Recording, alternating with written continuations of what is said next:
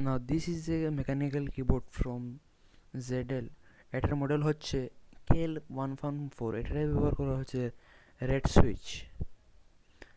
তাই এটা মোটামুটি একটু কম নয়েজি, বাট আছে মোটামুটি।